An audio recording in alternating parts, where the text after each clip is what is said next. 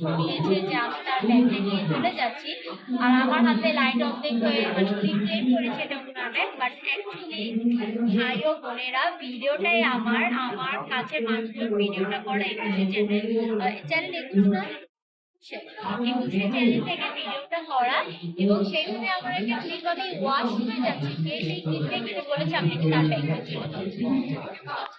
হ্যাঁ করেছি তো, কাগজটা আজকে তো আনিনি, কালকে আমরা এটা কন্টিনেন্টালে যে নাইট কালার শোতে ওখানে আমরা ক্লিয়ার করেছিলাম, ওনার নামে মামলা করেছি, জিডি করেছি। আমি লিগেল ওয়েতে গেছি, কিন্তু ভিউ বিজনেসের জন্য গেছে। ওনার যদি ব্যাগটা আসলে হারাতো, ব্যাগটা চাওয়ার দরকার ছিল, তাহলে সে পুলিশের সাহায্য নিয়ে এই ব্যাগটা নেওয়ার ট্রাই করতো। উনি সোশ্যাল মিডিয়ায় এগুলা স্প্রেড করতেন, সোশ্যাল মিডিয়াতে বললো তোমার ব্যাগটা ফিরিয়ে আসবে না, তাই না? উনি আপনি পুলিশের কাছে যেতেন। আর উনি কিন্তু মিসকনসেপ্টটা ক্লিয়ার করেছে যে উনি পুলিশের কাছে গিয়েছে। তো পুলিশের কাছে যদি যায় প্রমাণ হয়, তাহলে আজকে আমি র‍্যাপ শোতে কি করতেছি? কোর্স আমার কথা, উনি যদি বিজনেসের কোনো জন্য নাই হতো, উনি আমার নামে মামলা দিত, পুলিশের সাহায্য নিত। পুলিশরা ওনার মামলা নেয়নি, কারণ ওনার কাছে কোনো যথেষ্ট প্রমাণ ছিল না।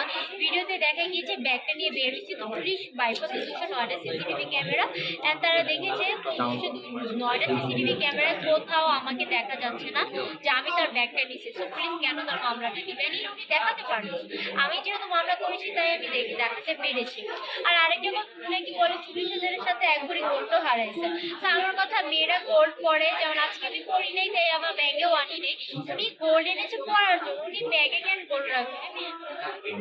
ফেক নিউজ কেন? মানে ভিউয়ার করে যা বলছেন, ভালোবেসে একসাথে কয়েকটা ভিডিও করতাম, বাট এইভাবে মিসকনসেপ্ট করে কারোকে হেনস্থা করে এভাবে তো এগুলো করা ঠিক না।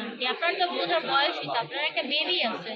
সো আপনি তো, আমি আমাকেও ইম্যাচিউর আপনারা বলতে পারেন আমি যদি এরকম কোনো কাজ করে থাকি, বাট উনি তো যথেষ্ট ম্যাচিউর অ্যান্ড একটা রেসপেক্টেড পারসন, কেন এটা করতে গেছে?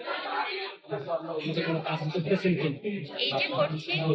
আর সামনে যেহেতু ঈদের পর আমার এইচএসসি এক্সাম, তো আমি হচ্ছে আপাতত কাজটা এত ফোকাস করছি না, তবে মডেলিং এটাকে করি, আর স্টেজিং করি, ব্র্যান্ড প্রমোশন করি।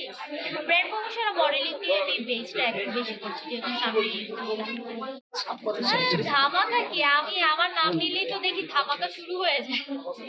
কয়দিন আগে দেখছিলাম যে আমি নাকি আওয়ামী লীগ একটা গাড়ি, বিএনপি ক্ষমতা আসার পর নাকি আমি দেশের বাইরে চলে গেছি, অথচ আমার পাসপোর্টই নেই ভাই। আমি জীবনে ইন্ডিয়া কেন, থাইল্যান্ডও যাই। এখন আমাকে যদি বলে বিএনপি ক্ষমতা আসার পর আমি বাইরে চলে গেছি, কেমনটা লাগে? তো এরকম আমার নাম নিয়ে ধামাকা কয়দিন পর পরই ফেলবো। যেমন এই যে আজকে যে আমি ভিডিও গুলো করছি, আমি জানি কিছু কিছু সাংবাদিক আমি চিনি না, লাল পতাকার সাংবাদিক দেখি ক্যাপশন দিয়ে দিচ্ছে অন্যটা, ভাইরাল হয়ে গেছে অন্যভাবে। তো আমার ভাইরাল হওয়ার জন্য কোনো টপিক লাগে না, আমার ফেস আর নাম বললেই